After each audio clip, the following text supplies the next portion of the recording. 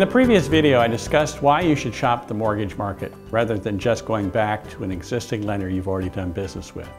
The advantages of this option is that you have a higher probability of finding better loan terms and financing your property with your existing lender. The disadvantage is that it will take considerably more time and effort on your part. But if you're going to shop the market without the services of a mortgage broker, you need to do it the right way. So how do you go about contacting lenders for loan quotes? I have two important tips to improve your chances of getting the best loan possible. They are: do your homework to find the most competitive lenders available and be sure to sound like a professional over the phone. So let's discuss these in detail. First one is, do your homework to find the most competitive lenders. That's the obvious first step, isn't it? But how do you find out which lenders are the most competitive for your specific property type?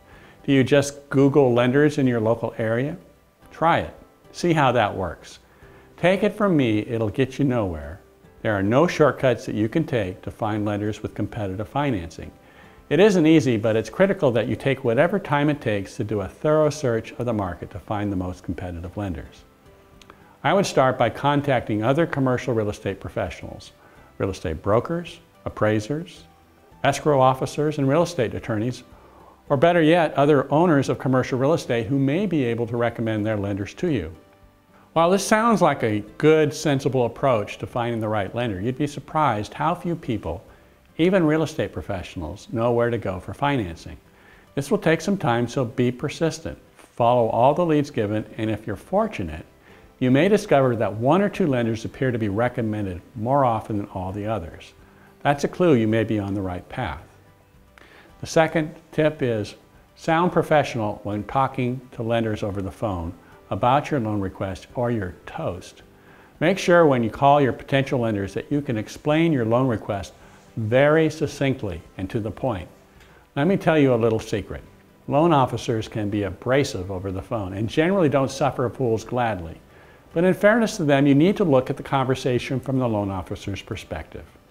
Understand that most loan officers are paid a very modest salary along with a commission based on loan volume. So to them, time is money. They receive hundreds of telephone calls a year, and they use the first 60 seconds of the call to determine whether it's worth their time to continue the conversation. If they don't know you, their inclination will be to get you off the phone as fast as possible with a quick no. So you have to be prepared. You need to have the equivalent of an elevator speech prepared in advance that explains in bullet point fashion why your loan proposal is perfect for them to finance. Get to the point quickly in a business-like manner with just the facts, such as property type, proposed loan amount, whether this is a refinance or an acquisition, the property's net operating income, loan to value based on what you think is a reasonable cap rate, the property's debt coverage ratio, your net worth, liquidity, and real estate experience, and anything else that gives them a quick understanding of the loan proposal.